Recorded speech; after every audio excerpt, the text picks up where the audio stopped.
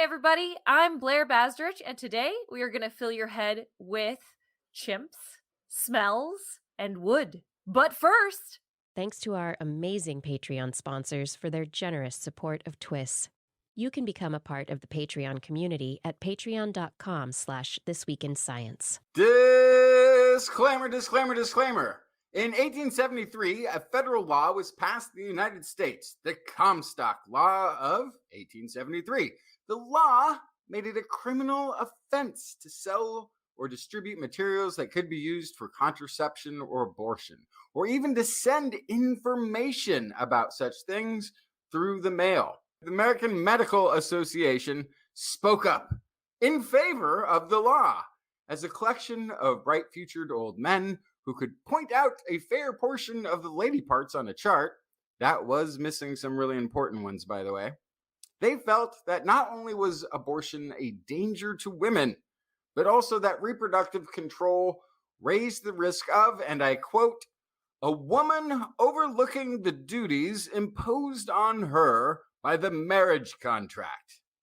And while contractual ignorance of marital lady parts and misogynistic laws restricting the rights of women may not yet be a thing of the past, the important thing to remember is, actually, I'm at a complete loss for finding upsides on this one. What has occurred is nothing short of barbaric, will incur real and immediate suffering, worse generational outcomes, has no reasonable place in a modern society, and the decision is entirely lacking in credibility. That said, we now turn to a subject with far greater integrity than a legal opinion. This Week in Science, coming up next. I've got the kind of mind I can't get enough. I wanna learn everything. I wanna fill it all up with new discoveries that happen every day of the week. There's only one place to go to find the knowledge I seek. I wanna know what's happening. What's happening? What's happening this week in science? What's happening? What's happening? What's happening this week in science? Good science to you, Blair. yes, it's me, Blair. No Kiki. We're Kiki No, free. Kiki for no running Kiki tonight. without the net and the producer and the We are parental unchaperoned guidance. this Woo. evening. Happy day of science to you, Justin. I'm glad we have some science to bring everyone today to kind of reground ourselves in what has been a strange week. We have lots of good science though tonight. Kiki is absent, but we will be rejoined by her very, very soon. On this week's show, what do I have? I have the chimps I mentioned before. I have singing and dancing. I didn't even talk about that one yet. And insect bites. What do you have, Justin? I've got doing away with sunlight, doing away with water, things that happened in a cave long ago, and where have all the beneficial bacteria gone? Where have they gone? It Well- sounds very dire, but it's not as dire as all of that sounds. Well, Yeah, some of just it take is. a poop pill, you'll have it back. It's fine. Anyway, so as we jump into the May show, not I be can't wait to helpful. jump into all of this and focus on science for a couple hours here. It's gonna be great. As we jump in, we want to remind you that you can subscribe to TWIS as a podcast on your favorite podcast platform. That's YouTube, Facebook, Spreaker. What else did Kiki used to say always? Stitcher, Apple. It's all the things. You can listen to it all sorts of places. You can watch us after the fact. You just want to rewatch that whole episode of TWIS after you watched it live, right? And we publish those episodes every week. Just search for This Week in Science on the internet somewhere or go to twis.org. But now, Justin, I have are you a musical person? I feel like I can't recall. While driving, Okay. I am the most musically adept person. I can sing on key, and then as soon as the car stops and the engine dies, I lose it. Okay, so This is about multitasking Oh. and music. So this is kind of related. So also this is a study about the brain. So Kiki, I know you're listening after the fact. I'm sorry. I wish you were here to help me understand this. But this is a study from the Center for Music in the Brain at Aarhus University, and looking at how your brain can handle some juxtapositions of multitasking and not others.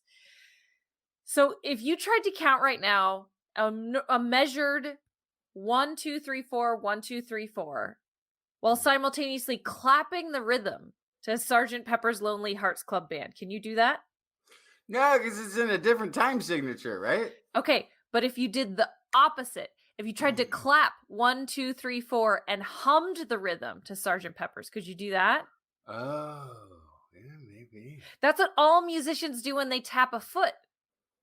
They're tapping 1, 2, 3, 4 while they do other things that are off rhythm with a musical instrument or with their voice. And so based on that, you would think you could switch it back and forth really easily. And I remember from trying to learn how to play the drums on a drum kit that trying to do different rhythms with different appendages was nigh impossible for me. It was very difficult. Some people could figure it out, right? But what they wanted to look at in this study was why some rhythms can be taken on by some parts of your body and in relation to others, and others cannot. So what is happening here? Why can we do it in one direction but not the other direction? And so what they found was that there is a hierarchy in your body related to your voice, your hands, and your feet. The voice, hands, and feet are organized into a hierarchy that determines which combinations of rhythm and beat are easy and which are difficult. And they also found that this applied across musicians and non-musicians. They took 20 professional musicians, 22 amateur musicians, and 18 non-musicians. Everyone was right-handed to try to remove a variable there. They used rhythm and beat in an assignment for them to have different combinations of voice, hand, and feet performances for rhythms and beats simultaneously. They found that there is a hierarchy in the body with 5 levels: left foot, left hand, right hand, voice. It's easier to perform musical rhythm and beat simultaneously if the beat is on a part that is lower in hierarchy than the one performing the rhythm. So that's why you can tap your foot and sing a different rhythm. That's why you can clap and sing a different rhythm, but you can't do the opposite. And so this is interesting because it breaks a theory about how the brain works and how the expectation was that it was a hemispheric issue, but it doesn't appear to be. It appears to be this body-based hierarchy. And yeah, go ahead. So there's part of that makes kind of sense. I mean, when you go running, for instance, I feel like you don't pay a tremendous amount of attention. Left, right, left, left. Oh no, I'm falling. Like it's sort of it's given a bit of autonomy to keep that cycle of left, right running, the feet movement going, operating a bit autonomously. You don't really have to concentrate on it. But clapping, I think, does at least require me to concentrate very hard to clap slightly off of the beat each time. Yeah, I think I was just trying to think about it in my head too, but that's a good place to start. That's a good place to think about anything is in your head for sure. No, I was thinking about the example where you had to clap and then sing Sgt. Pepper's and vice versa. And yeah, it is. I tried it when I read the story, and I could kind of do it. And I do have a theory that if they got people who played a drum kit, they would be better at it. Well, yeah, I mean, I think there's a certain amount. There's a certain amount. Like if I look at, like, I guarantee you, the drummer for the Ventures, is that the first drummer that came to my mind? But if you take a drummer, David Grohl, I think that's a more current. The kids will know who that guy is. Drummer, musician, singer, guitar player, does all the stuff. I feel like they have got to be at a point when that's not a problem. I think picking it up, I think doing this mostly with non-musicians, I would expect to see that larger effect, You're saying this was even amongst musicians that they were able to. Yes. So if they measured the museums against the museums, if they measured the musicians, oh Lord, I can't talk and broadcast at the same time today, apparently. When they measured the musicians against non-musicians, the musicians did better overall. But within the individual of the musician, they still had more ease with these things based upon the hierarchy. So yes, a musician, particularly somebody who can do the drums or something, might do better and do very well, but it would still be more taxing on the brain and more difficult to go backwards in the hierarchy, is kind of the point of the study. So I think this needs a much bigger sample size. 60 people is not really enough, in my opinion, to decide how a brain works, but it is definitely a very intriguing start. And as you mentioned, it makes sense that the feet would be a kind of on autopilot, hands would be next, and then vocal anything is going to be the most complicated because we speak. So that's definitely going to be the most complicated thing that we do with our body, is what's happening with our tongue all the time when we talk. Yeah, outside of, I'd say, maybe the last third of this show at times, I don't find myself speaking automatically. I don't feel myself, that's very much a concerted effort thing that you think and then do, as opposed to the rest of it. Because you can't really run off subject, I guess, or out of context. I mean, you certainly, when you're an autopilot, you can accidentally run to the wrong place because you're used to going that way. I don't know. Anyway, Justin, tell me some science. Oh, good grief. Let's see here. There is, if you have not noticed, a thing going on that is global warming. Huh? And one of the things global warming is doing away with is freshwater reservoirs, and doing so apparently at an alarming rate. The Lake Mead outside of Las Vegas, which I've actually been to a few times, but most people have never heard of until it was in the news recently. Lake levels there have dropped the height of the Statue of Liberty. This has created an Easter egg hunt of sorts of dead bodies being found as it recedes, which is also troubling that there's dead bodies in a freshwater reservoir. But I guess that's just nature. It's near the mob from Vegas. Yeah, it's very close to Las Vegas. It's on the outskirts a little ways there. And it is the largest water reservoir in the United States. And it is shrinking dramatically. Many places experiencing above normal temperatures, below average rainfall, ever-changing climate. We need to get a better grip on what's happening to the water that we count on. And published in Nature Communications, there's a study led by Hulin Gao, the associate professor at Texas A&M University. The researchers there created a global lake evaporation volume dataset, GLEV. It leverages modeling and remote sensing to provide the first long-term and monthly time series for 1.42 million individual natural lakes and artificial reservoirs worldwide. Some of the things that they found from their initial study here: the volume of water lost to evaporation is increasing with global warming. Evaporative water loss from reservoirs has been increasing at a rate of 5.4% per year. The volume of loss currently is 15.4% larger than previous estimates, and the quantity of reservoir evaporative loss is equivalent to 20% of the global annual consumption of water use. So this is, and then they've got what they're calling, of course, reservoirs is both artificial and natural lakes that people draw water down from on a regular basis to wet communities. Now, we've talked a little bit about this before, and I get very I get a little pernicious about the whole water conservation efforts that are aimed at consumers.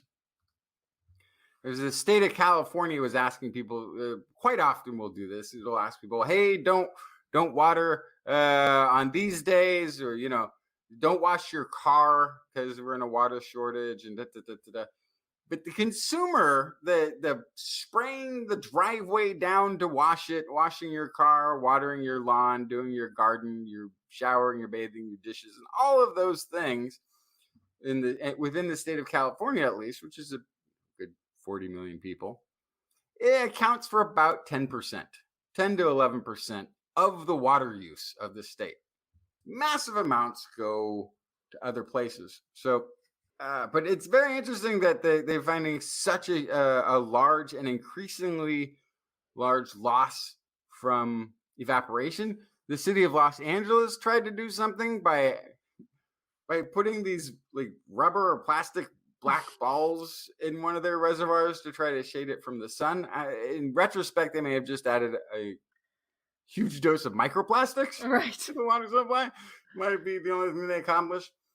But this does make the case for, at some point, needing to move the water supply underground somehow to sequester it underneath for at least, not the natural reservoirs, but at least for the man-made ones. Perhaps that could be a better option than just leaving it out in the sun to evaporate away. Well, in the case of Vegas and LA, two options that you give there, naturally very dry places. So even before climate change, these things are going to have huge evaporative loss if you were doing above ground storage. So knowing what we know now, it would have been safer to do underground water storage in both of these situations. And that is one of the things, right? In California, it gets discussed all the time, is transporting Northern California's water to Southern California by creating a 600-mile underground tunneling system. Because right now the water is just open.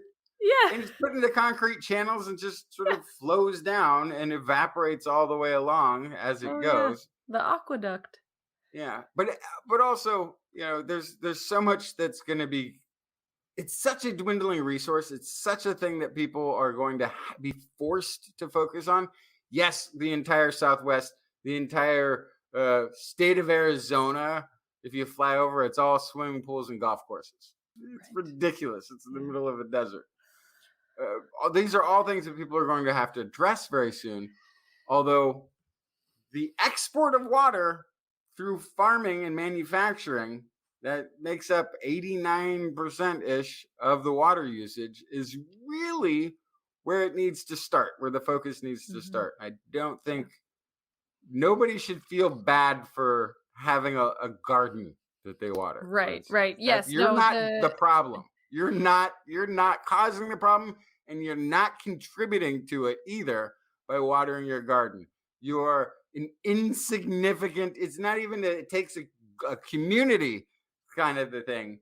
It's even the whole community isn't the problem. We need grass and lawns to be devalued as a society. That is important. I agree to a great extent. I'm not a big fan of anyway, everybody having a patch of useless grass in the front. Yes. But if you wanted to put a vegetable garden, we're using water like it's endless, like it's an endless resource.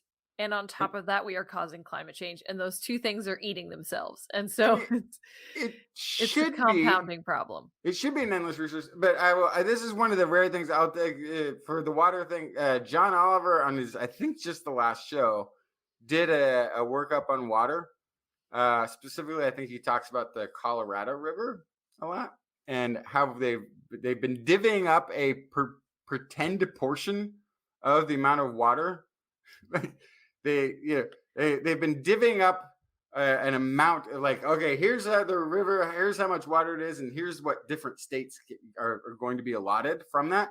But that number is for a number much greater than the actual river produces. Right, sure. To begin with, just to start the problem off on the absolute wrong foot to begin with, and then it goes sort of Uh-huh. downhill from there. But it's a good watch if you're interested in the water issue. Huh. Oh my. Well, I need to use water to keep nice and clean so that I smell nice. And that way that I smell, making sure I smell nice every day, helps me make friends. Did you know that? Oh, well, that's why I don't have any friends then. Yeah. No, actually, it Ah. turns out that your own personal fragrance could influence who your friends are. Other smelly people. Yes, indeed. But what do you mean by smelly? So we know that there are lots of different animals, and particularly mammals, close relatives of ours, who depend upon smell to identify each other and assess each other for all sorts of things. For illness, for where they are in their mating cycle, for what they've been eating recently, for all sorts of things, right? So hormones, lots of different things can be released by smell. Sometimes microbiome can be influenced by smell. A lot of the time, actually. So anyway, all that to say, other animals do it. Why don't we? Well, as you might expect, I'm about to tell you, we do. A recent study tells us that people who smell similar are more likely to hit it off as friends. Oh. Since people seek people who are similar to themselves a lot of the time, the hypothesis was that humans might subconsciously smell each other and estimate body odor similarity to judge compatibility, not as mates, but as friends. So to figure this out, they collected samples from pairs of same-sex non-romantic friends who described themselves as having clicked at first sight. That is to mean like it was friendship at first sight. They had a sense of friendship that formed immediately before they knew too much about each other. Just kind of clicked. They found 20 pairs of these friends. It took a long time to find these people and find people who are willing to do the study. I'm going to tell you what it took in a second. Half of them were male, half were female. All of them were aged between 22 and 39 years old. In order to take out as many confounding variables as possible, the participants of the study had to follow a strict protocol, which included avoiding pungent foods, no garlic for you, and sleeping away from their partner. They had a domestic partner and pets in a clean cotton t-shirt that was provided for them. Then they were put into a Ziploc bag and tested with an electronic nose, which that's just a fancy way to say it was sensors that analyzed chemical composition, right? It was the shirt that was put into the plastic bag. Yes. Not the, yes. Okay. Not the person. Ah! Yeah. They found that the odor signatures of friends that clicked right away were statistically more close of a match than odors between non-friends. So they were like, all right, this is a good start. I love when studies do this. Next step. What do you think the next step was, Justin?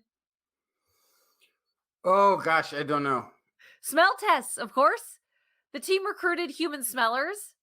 They devised a set of tests to check the validity of this result from the t-shirts in the plastic bags. The human smellers were presented with 3 odors, 2 from a pair of click friends, as they called them, and 1 outlier. They successfully identified the pairs, rejected the outlier, said these 2 are similar, this one is not. Those were the friends. Then they wanted to kind of shoot down the possibility that the reason they smell alike is because they spend a lot of time together. Because they're testing people after they've developed as friends. They've self-identified as close friends. So how do we make sure that they didn't just, because that was my first thought, was like, oh, you're spending a lot of time together. Maybe you share a beverage. Maybe you do these other things, hang out, sweat near each other. You're sharing microbiome. You're going to smell the same, right? But how did they figure this out? So next, they recruited 17 strangers. They had them interact with one another in a test called the mirror game. They stood half a meter apart so that they could subconsciously smell each other. And then they were asked to mimic each other's hand movements for 2 minutes without talking to each other. So they were just like trying to do the same thing at each other, very silly. but they weren't allowed to talk. They found then they asked people This is like, also this is also the first day of mime school. sure, It's yes, really very similar. absolutely. Very similar. Hmm.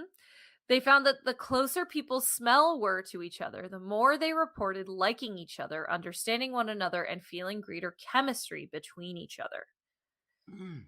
Yes, this was 77% of cases were mutual clicks, as they called them. So they selected each other, 77% of them. And 68% of those were predicted by scent. So this suggests that human same-sex, non-romantic friends smell similar to each other, more so than would be expected by chance. And of course, one of the researchers says, we think our results imply that we may also be more like other terrestrial mammals than we typically appreciate. The age-old, oh, we're animals. Yeah. So, but that's the thing is because that is very logical, and there has to be a majority of human and absolutely hominin history where we relied on our olfactory senses to navigate, to get clues from the environment, to tell what was going on. But in this day and age of all the different artificially smelly things and all that sort of stuff, it doesn't seem like, because nobody talks about smell in this way. You don't go to, it's like, oh, what did you think? Oh, the place, gosh, it has this smell. Nobody makes smell art. So I guess a perfumer would disagree. They're making smell art all the time, but there's no smell museums. I don't know. So I would be interested to see if somebody had been friends for a really long time, if they use different products now and their smell is significantly different than it was before. Has that changed the relationships? And were you click friends with people 20 years ago, and now you're click friends with people that smell completely different? Yeah. So I think that's what would be interesting is to see, because depending on the products you use, I can tell you right now, based on the 5 products that are in my hair, because I have curly hair, that probably dominates my smell. Yeah. And so that's not all natural smells. That's not how I would be if I was out on the plains as a wild animal. I wouldn't smell that like that. So it's definitely, and some people have different hygiene habits, and all these things kind of play socially into how they smell in a way that just your average mammal does not have. We have all these tinctures and things. So it's a little more complicated, but regardless, the nose knows. Yeah. When it comes to romance, as we've discussed, but also friendship. It just occurred to me that, like, this is about a month ago. I'm sitting next to somebody, and I just, but I didn't know all of a sudden I smelled sandalwood, like a big. It was like, I was like, oh, that smells good. Is that you? And it struck up this guy, and I really liked this person. We had this great conversation. Now I'm thinking maybe it was just because they smelled like sandalwood. Do you smell like sandalwood normally? Yes. Oh, interesting. Okay, well, there you go. Yeah, that's like that was, and I didn't think of it at the time, but yeah, I have, like, that's the one ingredient, that's the one smelly ingredient that you can find in like soaps or deodorants or shampoos or whatever, that I'm like, oh, that's the good smell. Everything else is terrible. Well, and I'm just thinking, I don't really know about your smell profile because I've met you in person less than 10 times probably. And it changes. It changes depending on whether I, got out of it. It's like, oh, I'll go and take a shower to start the day. Or if I go, I showered, a couple of days ago, I'll be fine. And I don't have to go to work today. I'll just, sit around the apartment smelling bad. But, a musky odor. Musky. This is another thing. This is a whole other, and I'll stop subtangenting because this all gets cut out anyway. Yeah. Hi, Kiki. So, I know. So smell preference. Yeah. Who likes a musky smell that is in male colognes and deodorants? Who likes a very perfumey, flowery scent in a lot of female perfumes? And it seems like if you're putting on this cologne to attract the other sex, as people do when you go out to a club, just stand outside of a club as people go in, and you just get wafted by too much of one thing or the other. It's just, oh, why did you have to? But if like I always had this idea that if my theory would be if you wanted to attract the opposite sex and they liked perfume, you would go Chanel number 5 and you'd be like doing this. You would want to smell like the thing that they like and would put on their body. Well, but And okay, not- so Justin, hold on. I have to derail you there confused me that because there's a gameplay. difference between friendship and courtship. So No, I'm talking about so- courtship. Right. Yeah. Friendship, similarity. Courtship, difference. In Yeah. courtship, you want genetic difference. And Okay. in courtship, when they've done all these smell tests for courtship compatibility, it's always been who smells the most genetically different from you is what the result ends up being. And so it's a completely different metric. Completely Yeah. different. Okay. Well, that helps. That helps a lot. That actually Yeah. solves the age-old question of why men don't wear girly Yes. perfume Yeah. and women don't wear musky lumberjacks. Well, if you're scents. me, you just put a little vanilla. You smell like Oh, you- it's perfect. Okay. Justin, tell me your other beginning of the show story. oh, was it my turn? Oh gosh. Okay. Which one does it say there? Because I got a couple of It choices. says Oh, here we go. plants without the sun. Photosynthesis. We need the sun for photosynthesis. You can't have plants without photosynthesis. That's a technological feat that plants have evolved to do, turning water, carbon dioxide, energy from sunlight, electrons, turning into plant biomass, tomatoes and avocados and everything else that we eat that's a vegetable. Or fruit even. This process, according to researchers, is very inefficient. There's only about 1% of the energy found in sunlight ending up in the plant. Yeah, you do better, science, in good old nature. Scientists at UC Riverside and the University of Delaware have found a better way to do it. Oh, wait. Bypassing the need for biological photosynthesis altogether, creating food independent of sunlight by using artificial photosynthesis. The research published in Nature Food uses a 2-step electrocatalytic process to convert carbon dioxide, electricity, and water into acetate, the form of the main component of vinegar. The food-producing organisms that they apply here then consume acetate in the dark to grow, combined with solar panels to generate the electricity to power the electrocatalysis. That's a little bit cheating, using the sun again. A hybrid organic-inorganic system could increase the conversion efficiency of sunlight to food up to 18 times for some of the foods. But it's not like, my first reaction to this was like, okay, great, but we don't have a sun shortage. We don't have a lack of sunlight that we need to make it more efficient. No, but so you were saying so this is using UV panels, but they're saying that it's more efficient. So if you used a solar panel to charge the UV panels, you'd grow things faster and bigger than if it was PV under panels, the sun? PV panels, photovoltaic panels. Okay. But is that what they're saying? Is that it's more efficient than using the normal sun? That they're using more of the energy captured in these solar panels than in this process.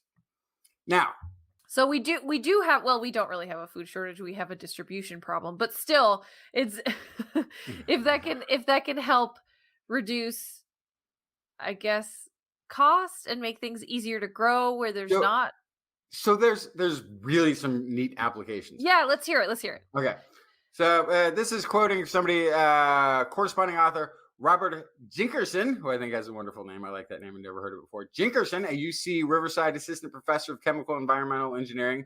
With our approach, we sought to identify a new way of producing food that could break through the limits normally imposed by biological photosynthesis. So in order to integrate all these components to the system, they used something called an electrolyzer, was optimized to support growth of food-producing organisms.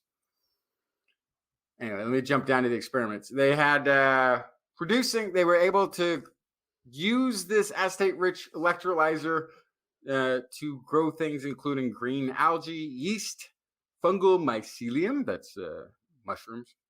Producing algae with this technique is approximately 4-fold more energy efficient than growing it photosynthetically. Yeast production is about 18-fold more energy efficient than how it is typically cultivated using sugar extracted from corn.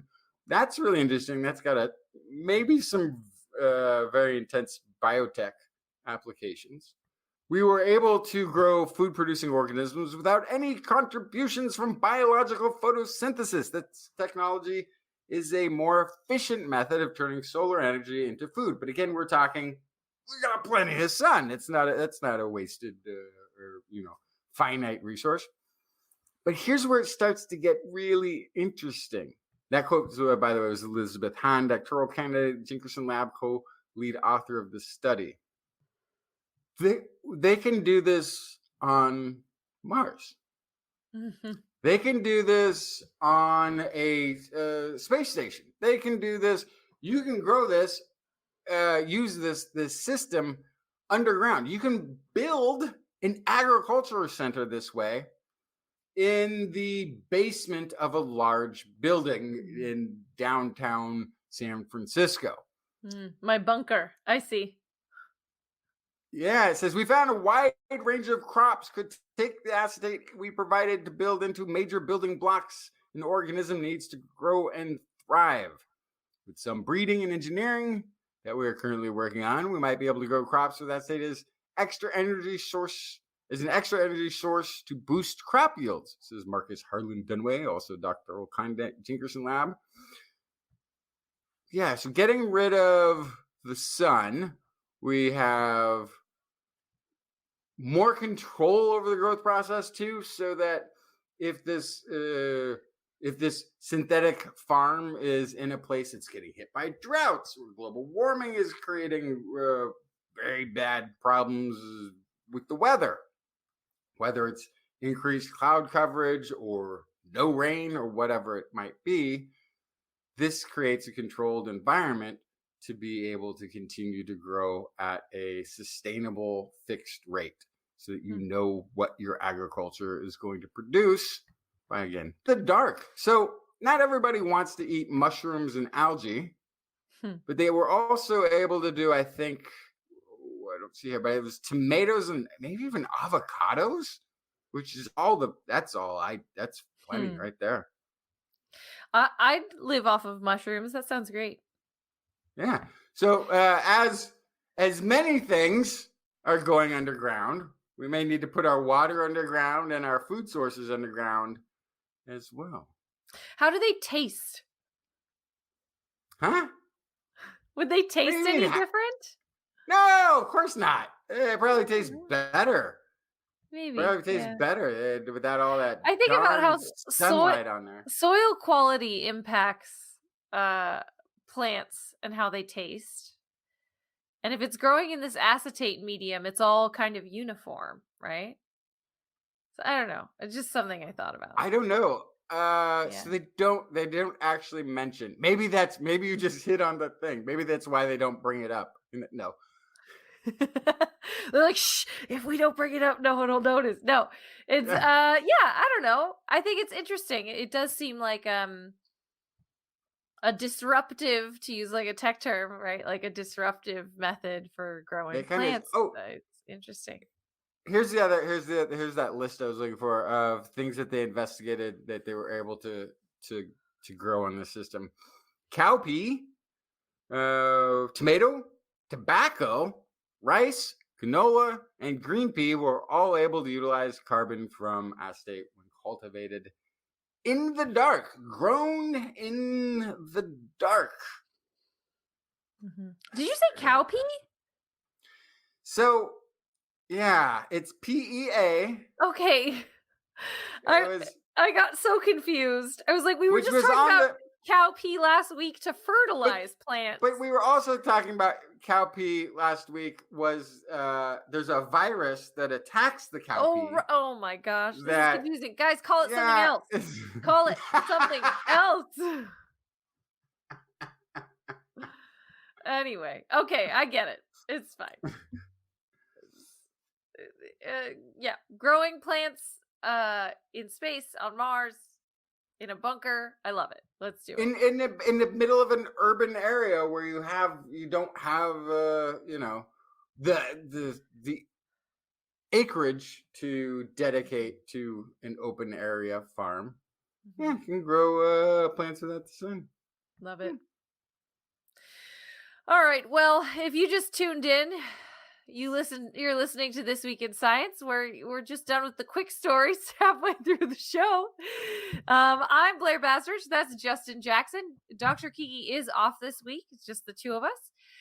If you would like to help support TWIS, get a friend to subscribe today. Just tell somebody about our little show and have them plug in. Join the fun. Justin, do you want to talk about any COVID news this week, or can we skip it because there's enough other bad news going on? So the only story I was going to bring, and I didn't bring it, was about a cat that gave a veterinarian COVID. Okay. And was apparently but you didn't bring that. I didn't bring it because it's not a study. Right. And it was, I'm going to talk about it because it's not a study. You can't take the one-off. The doctor's like very sure that he got COVID because the cat sneezed on him while he was testing it. The cat did have COVID. Right, but he also went to the grocery store recently. Well, also the entire family that has the cat, that brought the cat in, also has COVID currently. Oh, so, interesting. Why? I don't know. And it's a one-off thing. So that's why... Yeah, definitely debatable. Sample size of 1. No causality. Interesting. But just anyway, to be safe. No, don't say it. Yourself. Moving on. It is time.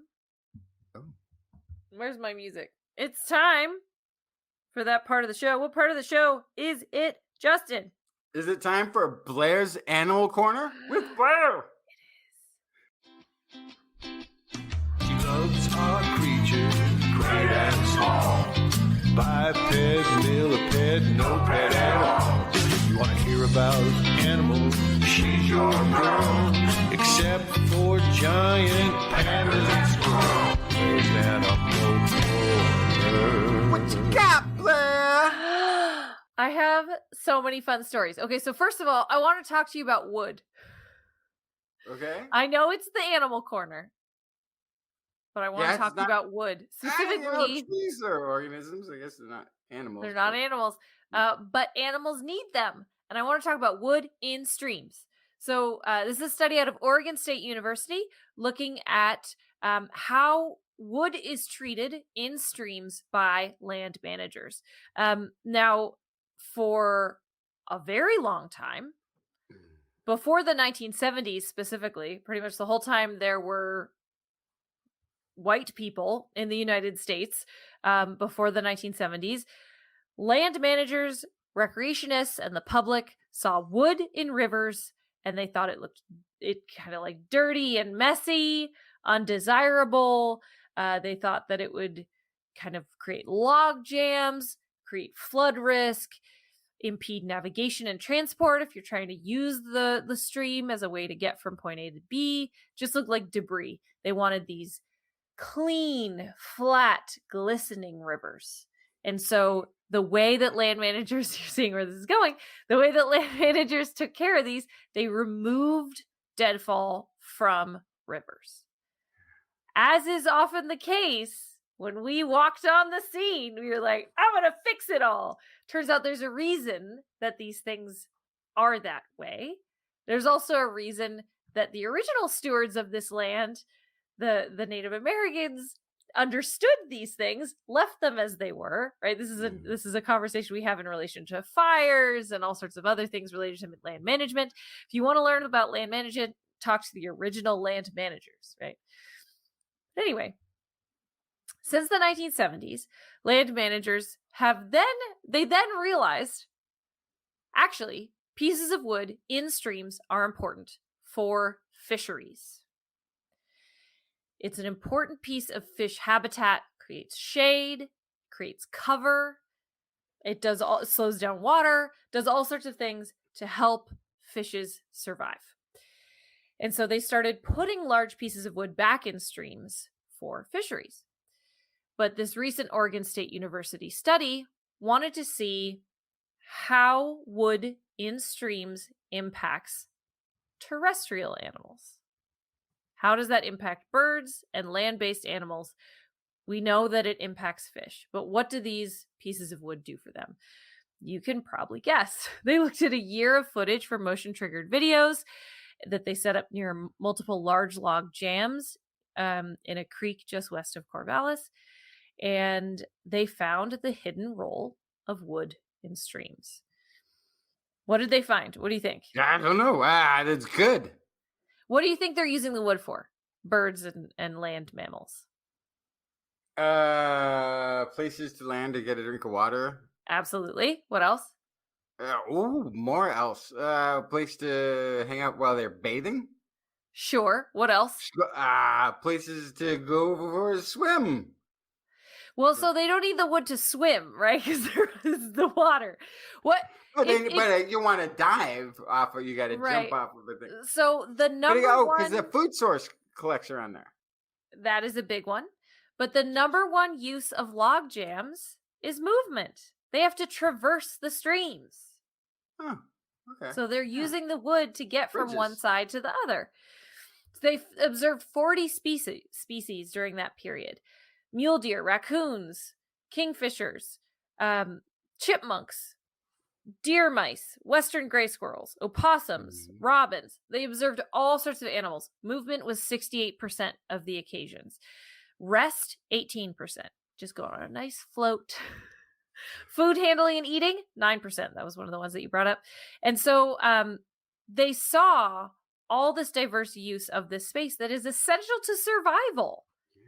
So that means this is important information for land managers moving forward, because there is this additional value of restoration projects that involve placing wood back into streams. So yet again, here we are going, oh, we messed it up. Let's put it back like it was. And so, so we're putting wood back in streams to provide not just space for fisheries to thrive, but also bridges for animals, feeding platforms, rafts for resting, any number of things. Yeah. And so this is a really good example of examining conventional wisdom and finding evidence to see why nature had it like that. The Earth's been around for a long time. Streams and logs have been around for a lot longer than we have. So if they're working this way, there's probably a good reason for that. Yeah, it's also interesting because a lot of those immigrants that came to the United States that then decided to, fix the rivers came from places that had heavily polluted rivers and waterways. I mean, it was a real thing. There was die-off, fish were dying in the rivers in Britain around urban areas because it was just horrible. Right. Well, and if you think about rivers in an urban area, think about the Thames in London. You don't see a lot of logs floating in the Thames. It's because you're not in a forest. Yeah. That's why it's all clean and clear, even though it's pretty gross, I think. But it appears that way. It appears pristine because there's nothing to fall in it. But stuff falling in there is part of nature, turns out. You know what else is part of nature, Justin? Oh, a lot of things. Would have a big list if I just started. Yeah. How about getting bit by an insect? Oh, yeah, that's the part. That's one of my less favorite things about nature. Yes, well, It's one of those. University of Bonn in Germany, researchers found it very important to discover how hard insects can bite. Hmm. Yes. Some more than others. I gotta give them that. That is Yeah. some of you don't even notice. You go, oh look, Yeah. I have a mark. Something must have bitten me. I don't know what it was because I didn't look in time. And then Mhm. other times, it's like they're gonna take a limb. Right. And so I also want to make sure before I go any further to remind everybody that there's a difference between bite strength and pain. Those things are Mm. distinct. There is actually a good amount of data, thanks to some crazy scientists who didn't mind getting bitten and ranking bites and stings on a pain index. We have quite a bit of data on how painful certain bites and stings are. But that is not always a direct relationship with how hard they're biting. Sometimes it is the way they bite. If they pinch, it has to do with venom. It has to do with all sorts of kind of different factors that figure into how painful they are. But there is hardly any data available on how hard insects bite. That is important to know because there's a whole bunch of different morphology when it comes to insects. They have different types of mandibles, different musculature, different head shapes, and all of those have evolved to meet different challenges from their environments. Sometimes it might be advantageous to bite hard because biting hard might save their lives if they are using it as protection. It also might directly relate to what kind of food they eat. But if they don't need a hard bite, it might be better to evolve a softer bite because it has a lower energetic cost. The more you use muscles, the harder you bite down, the more energy you're spending.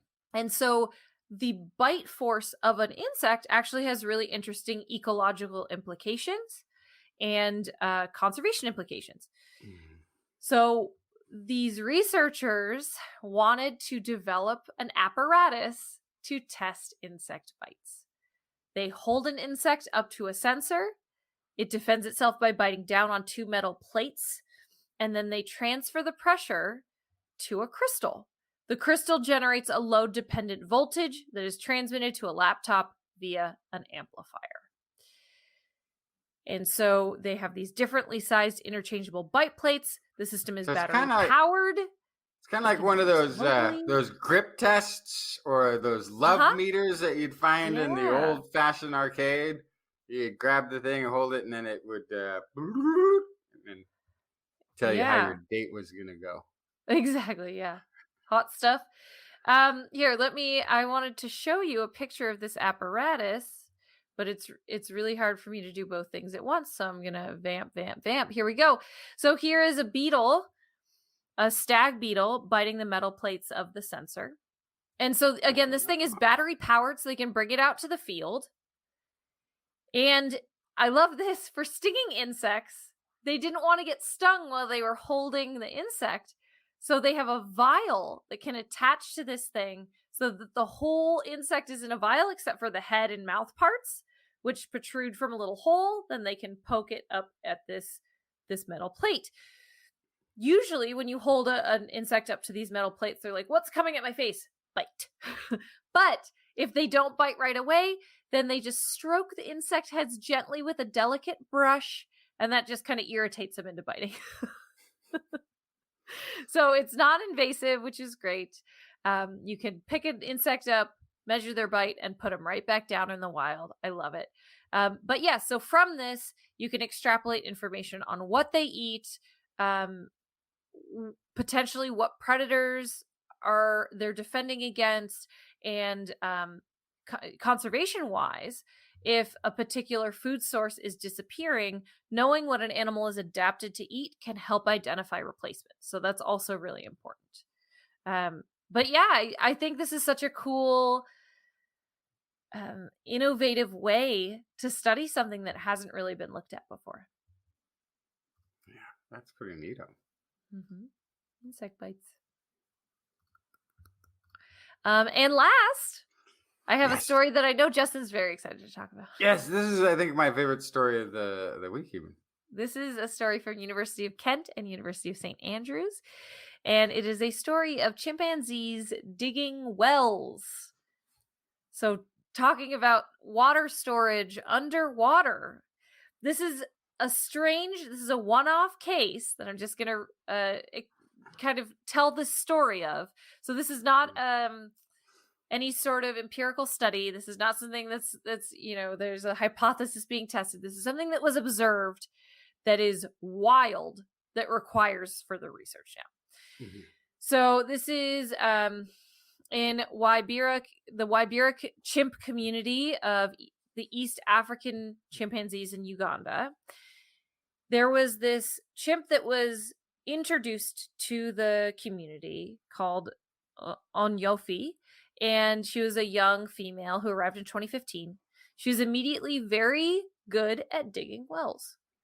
So the expectation is that perhaps she grew up in a well digging community. We don't know. She just kind of showed up, started digging wells for fresh water. Since then, several other young chimps in her community, in her new community, and adult females have been seen digging wells, but no adult males. Yeah, but this is right. This is no. They're just gonna wait till the well is dug and then. They've used them. exploit. The males Yeah, use yeah. the wells. They just don't dig them. Yeah. But see, that's the thing I love. That this one shows up with this skill, this technology, this practice that it's gonna dig down and get at some of that water that's underneath the soil for the fresh water, and the rest start picking it up. They watch, they go, "Oh, that's a cool trick. Didn't know you could do that." And now they're mimicking the behavior. Yeah, no, absolutely. And so there's a few very rare instances in the animal kingdom of animals digging wells to access water. But usually that is in a very arid or desert region. This is in a rainforest. This is the first time it's ever been seen in rainforest chimps. And what's really interesting is in a lot of cases, they are doing this near another water source, really close to open water. So either this water is better filtered and they know that, or what I think is the more likely option is that it tastes better. The water tastes better, and so they dig for it because they have ample water accessible to them, but they will wait diligently while Onyofi is digging until she's done, and then go in for drinks. They'll actually, what's really interesting is the males will wait. They'll wait patiently for her to dig a well and drink before they go ahead and drink from her well, which in chimp culture, it would make way more sense for the male to kind of like shove her aside as soon as she's done and then take a drink. But they're like, no, she's our well digger. We have to treat her well. Whatever the well digger wants. Exactly. Yeah.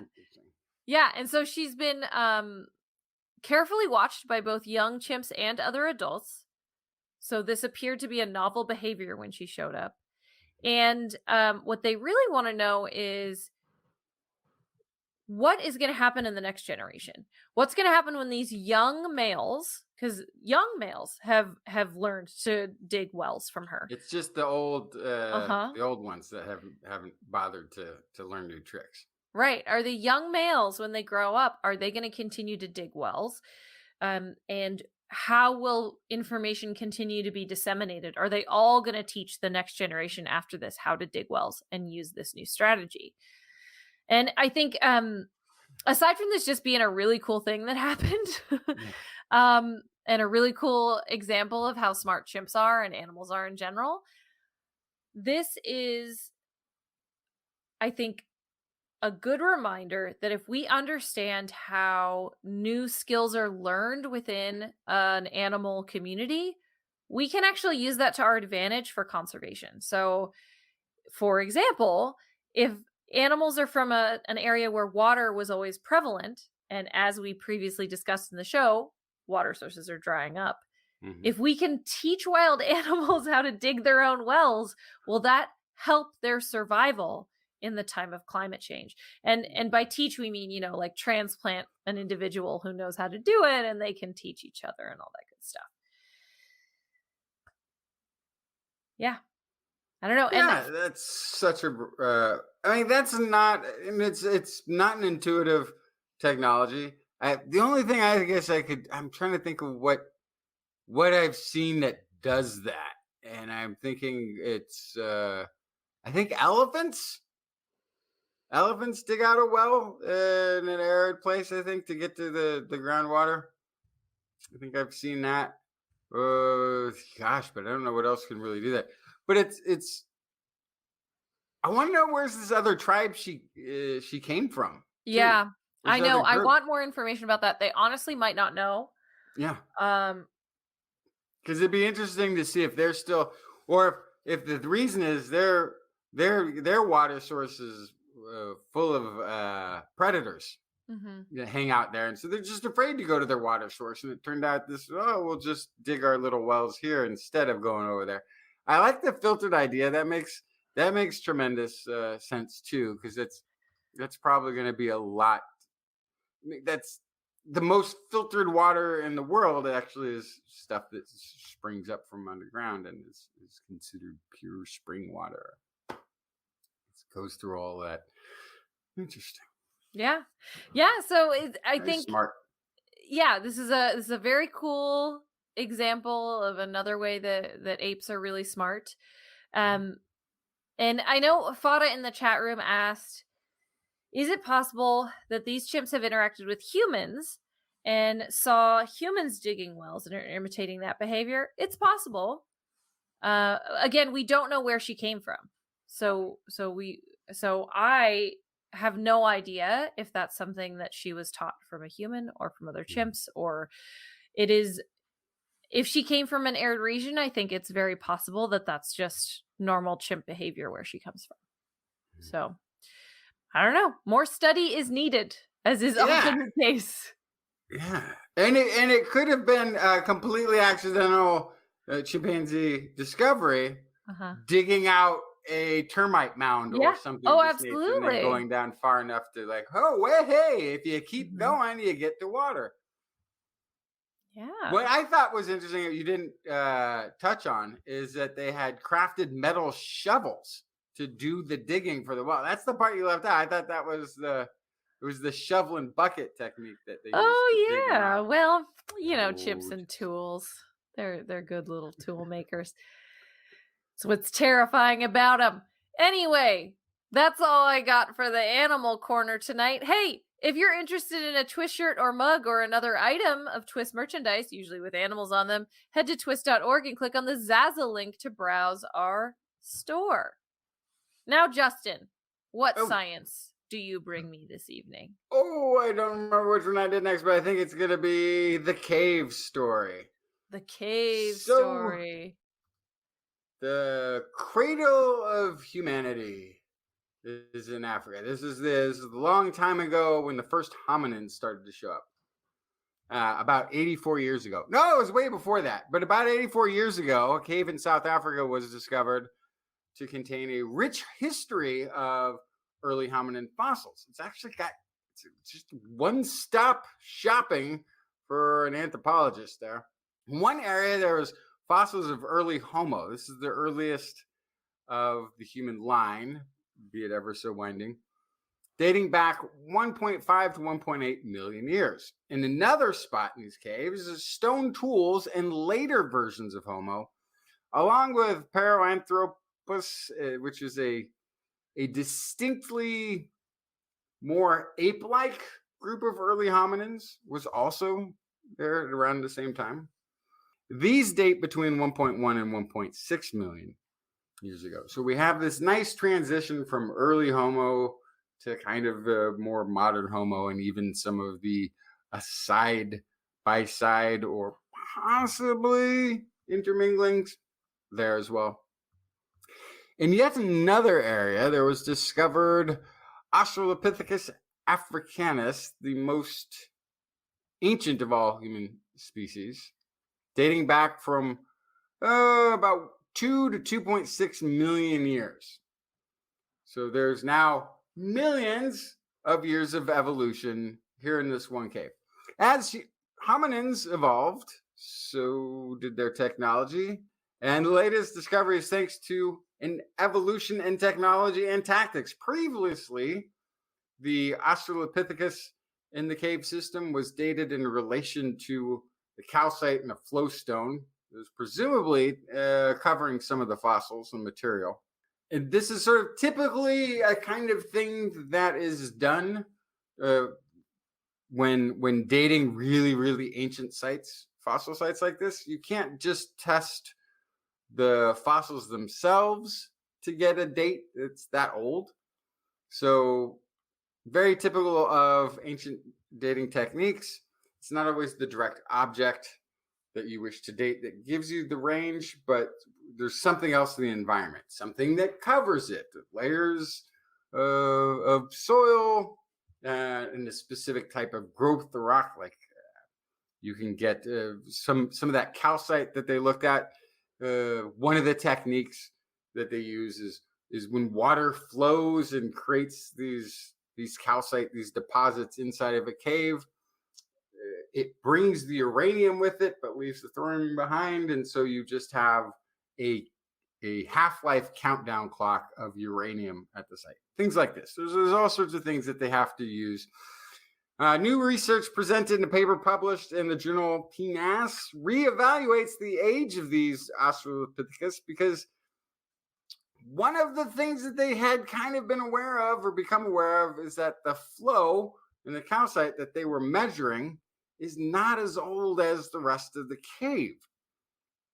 So they found a new technique. The new age is based on radioactive decay of rare isotopes, aluminum-26 and beryllium-10 in the mineral quartz. According to the University of Witwatersrand, Professor Dominic Stratford, Director of Research in the Caves, the new age ranges from 3.4 to 3.6 million years, indicating that hominins were contemporaries of other early Australopithecus species, like Australopithecus afarensis in East Africa.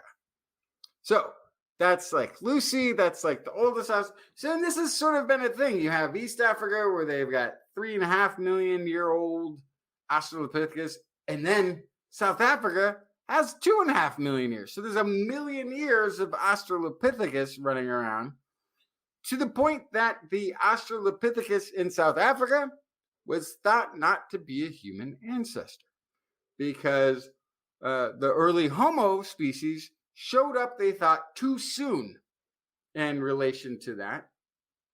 So it must have been sort of a dead ender, but that also happened to run into the evolved hominin later on.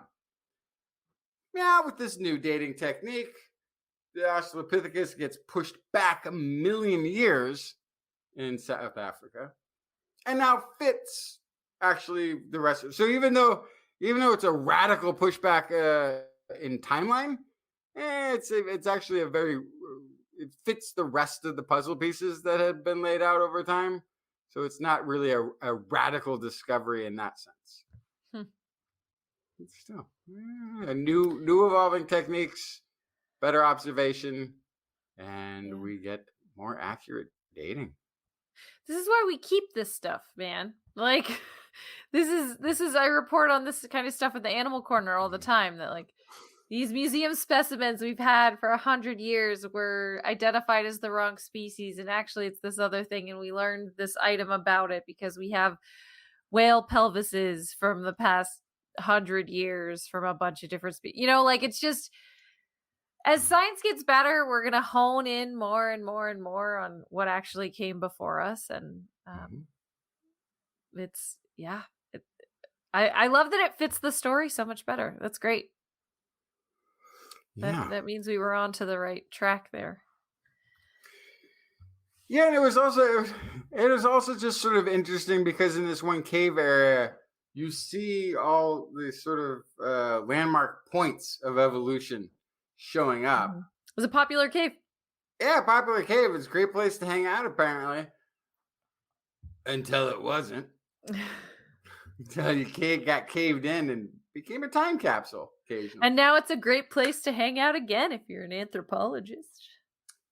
But it looked such a transitional, linear transitional location for it to not have been that linear. And again, this is also not far from Naladi. This is all braided stream anyway. Mm-hmm. It's all everything. And my final story of the night is also looking at. Oh gosh, we're gonna be taking this. We're going back to the chimps. Another primate. I love it. So Take me back to the chimps. Human gut is full of beneficial bacteria, assisting our digestion, our immune system, nervous system, our cognitive health. Even some of these passengers on spaceship Earth, although they're not really passengers, are they? They're more like the crew. Some of these microbial crew members on spaceship Human have been associated with our guts since before humans existed. We share certain gut microbes with almost all primates, suggesting then that they first colonized a common human ancestor with even before hominins, then a common ancestor with all primates. Humans have lost many of these helpers found in other primates and may still be losing even more as we move from rural urban environments to cities and change our diet and get involved with antibiotics and the like. Those absent gut microbes, what were they doing? How do they affect human health? Were they good? Were they bad? Well, they just not needed anymore. So the microbiome is, we're talking bacteria, fungi, viruses, other microscopic life that inhabit an individual. That individual can be a person, a plant, a worm. Human microbiome, of course, we talk about the gut. The more microbiologists study these gut microbes, the more they link bacteria to functions of the hosts. In humans, again, that's immune system responses, allergies, whether or not we have an allergy. They interact with our brain. They affect mood, cognition, things. Andrew Moeller, evolutionary biologist at Cornell University and colleagues, reported previously that human gut microbes are very similar to those in other primates, suggesting the presence of predates the evolution of modern humans. And in follow-up studies, they found that human gut microbiome has become less diverse than the gut microbes of our current primate cousins. One study found 85 microbial genera, such as bacteroids and such, in the guts of wild apes, 85, but just 55 genera in people in the United States, living in U.S. cities. Splitting the difference, people in less developed parts of the world would have between 60 to 65 of those bacterial groups. So there's a shedding of the familia microbial as we become more urbanized and probably go to a very different, less farm to table, I would assume, diets. Less dirty also, don't you think? We hyper clean everything. Don't you think that would impact our microbiome? Well, it depends on what you mean by clean. So there's a lot less alive in processed food than there is in fresh food. Yes, but if by defining clean, you're like, I don't want any chemical additives in my body. No, I don't want any plastics in my body. Well, I mean, I'm talking about bacteria. Clean. That's what we're talking about, bacteria. Yeah, I know, but there's other things that are getting into the body that you might consider clean, like microplastics. Oh, clean microplastics. Let me get a lot of those. That's exactly what I'm saying, is that you're talking about, there's a lot less creepy crawlies on our food, which is actually probably the crawlies are good for us. The bacteria, we Yeah. need some of those. Yeah. Maybe. I mean, all our food is still grown in manure. Yeah, but So we don't eat so much raw meat is the thing.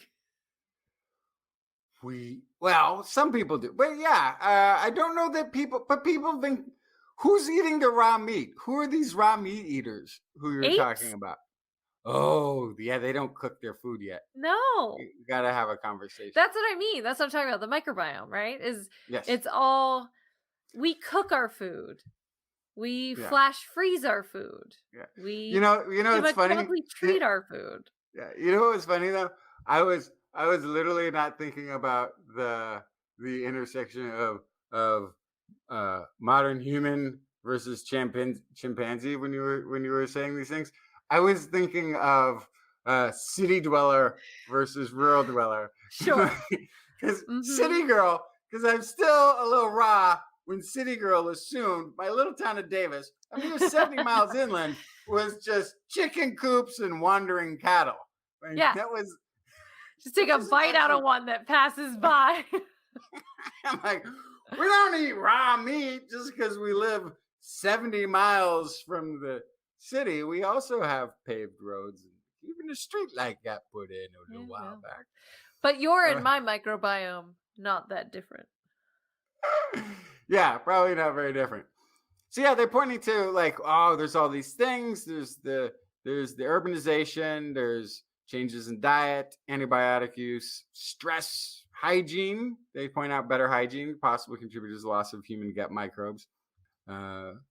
So there's all these factors. Moeller and colleagues looked at genetic markers and broadly identified what genera of bacteria and other microbes were present.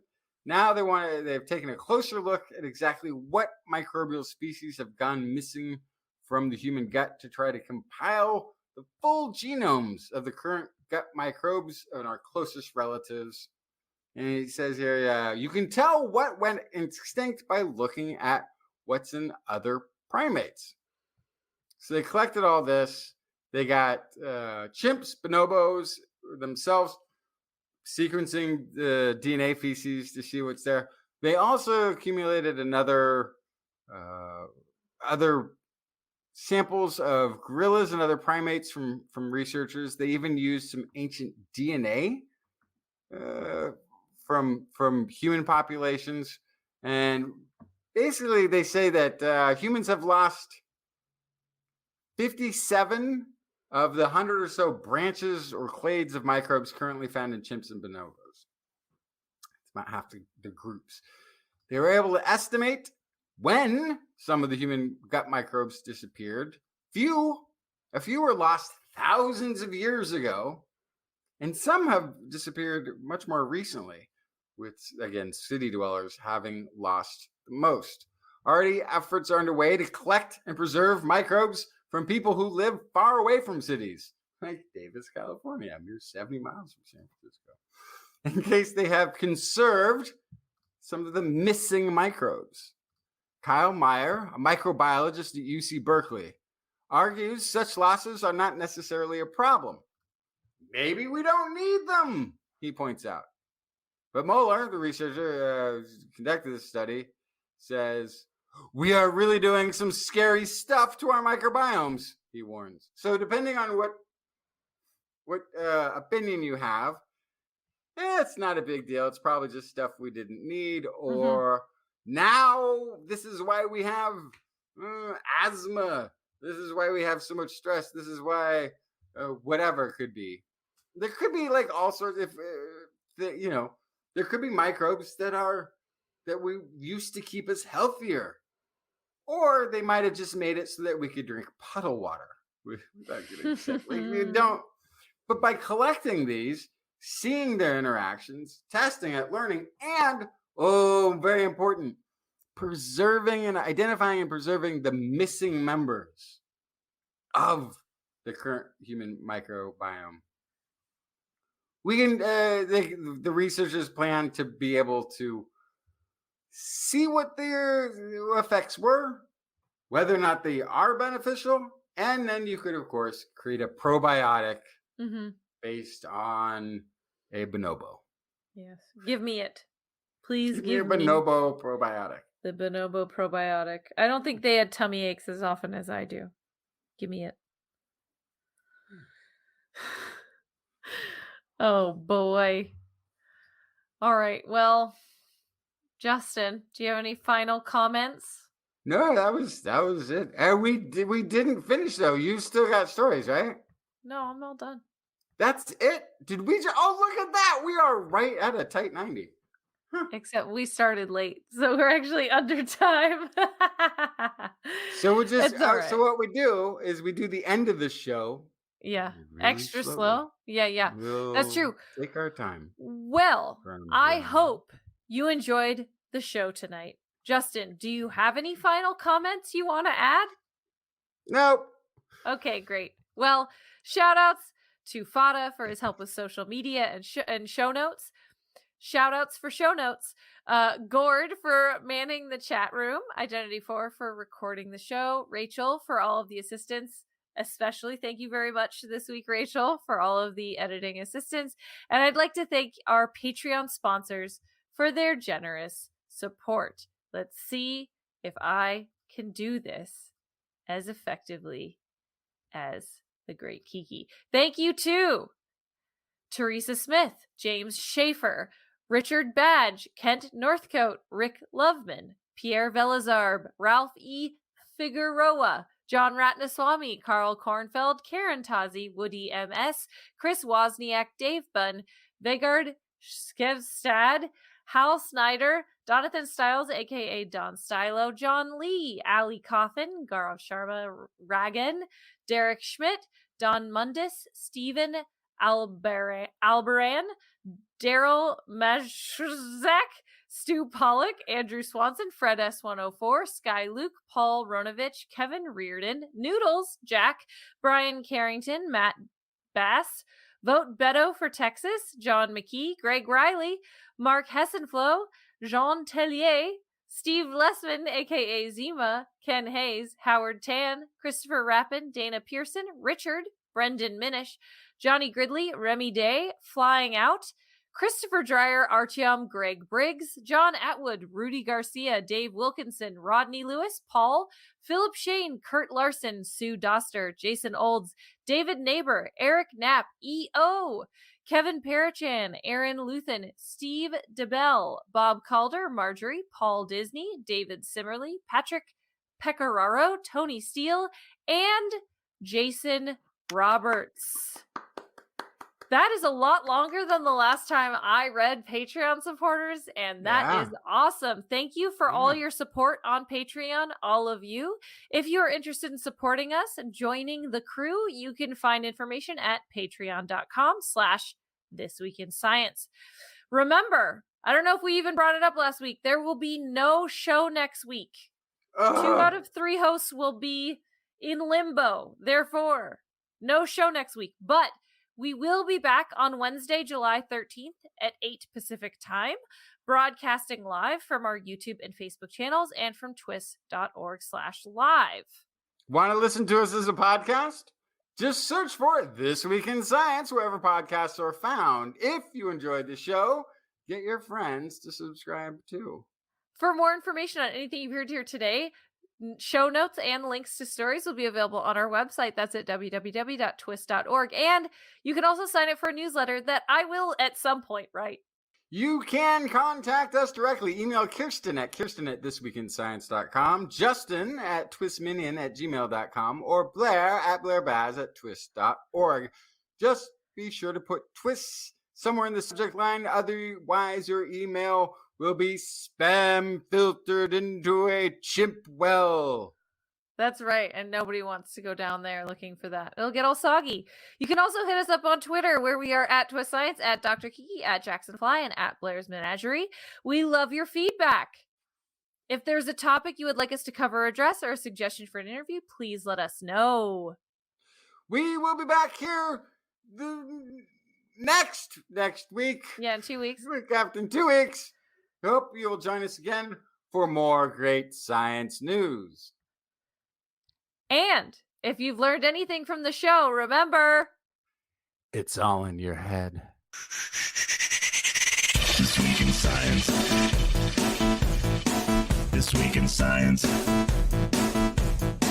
This week in science. This week in science, it's the end of the world. So I'm setting up shop, got my banner unfurled. It says the scientist is in, I'm gonna sell my advice.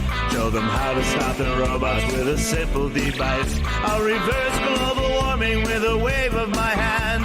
And all it'll cost you is a couple of grand. 'Cause this week's science is coming your way. So everybody listen to what I say. I use the scientific method for all that it's worth. And I'll broadcast my opinion all over the earth. 'Cause it's This Week in Science. This Week in Science. This Week in Science. Science. Science. Science. Science. This Week in Science. This Week in Science. This Week in Science. This Week in Science. This Week in Science. This Week in Science. This Week in Science. This Week in Science.